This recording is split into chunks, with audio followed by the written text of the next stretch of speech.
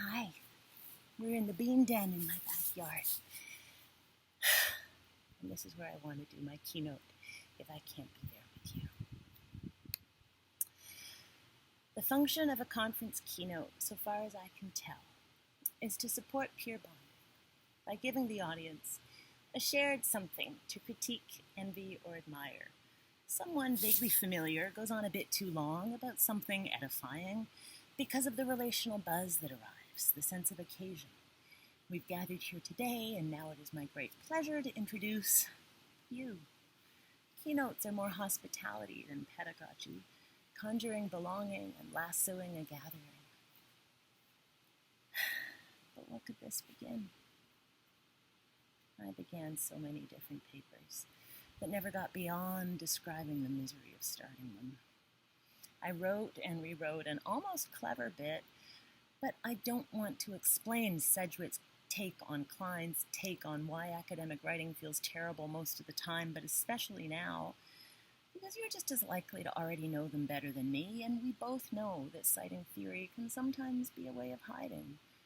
And you've got nothing to say, nothing paranoid or reparative or worth your time, and too weakly theorized to save or to rhyme.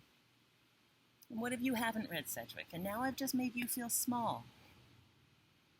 Fuck it all.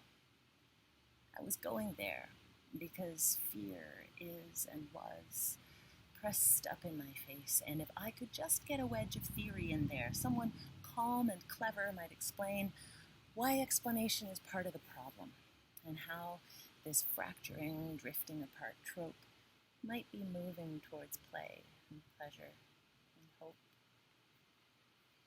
Is that key? No.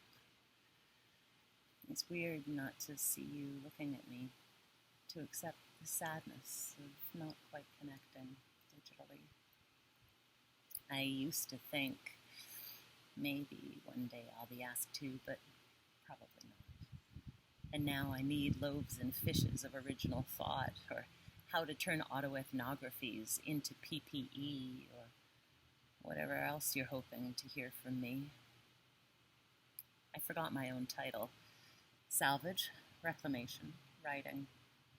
3 glass beads on a line of suffering. I want to give you the hand that strung them and say, here is a rope, is a boat, is a lifeline. I've got plenty, go ahead. You can take mine, loosely evoked and yet well-defined, head over heart, over hips, aligned. So how was the keynote? She mostly whined. To be calm in the face of danger, we need a something to be done. It's too soon to dry the books and unroll the rugs in the sun, so let's share the stubs of our candles and dream of singing till the rain is done. In a concert or a choir or a bar, in a much bigger body and voice than you are, swaying and salty and wet, unafraid of what you might give or get. I am not ready to let go of you yet. Maybe you're having a great pandemic. The time with the kids is so grounding. Or you've taken up all the hobbies on your bucket list, or written a book, or you're finally reading Deleuze, or changing your life, or your hair, or your diet, and teaching online. What a challenging riot. Maybe someone or something you loved or could have has died. How does writing find a horizon of meaning and make it sit still, long enough to go somewhere, do something, salvage some meaning from loss, without turning barbed wire into dental floss?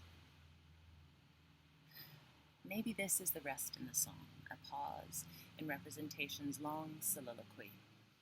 If it's too soon for writing to be any use, just stew in your own juice. Find your sugar and macerate, to concentrate your flavor, not your mind. If you needed memory and thinking and mooring in time, your stress response would leave those things online.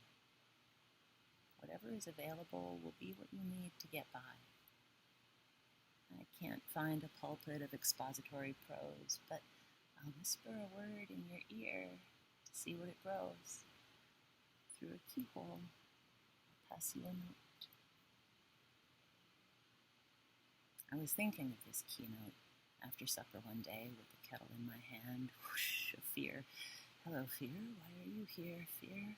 Thinking about what I wrote and bringing it to people I love in my tribe. Folks I want to hug. There's nobody here to fear. So, what do I want to say to you? What might I have to offer or value about what you should or shouldn't do? No, you do you. But maybe autoethnography is like a Dharma coach. Its essential qualities are relational. It has to do with what the knowledge does in you performatively, which you can't know until it's written. If you quiet your mind and listen with your fingers on the key notes, just build a story that floats.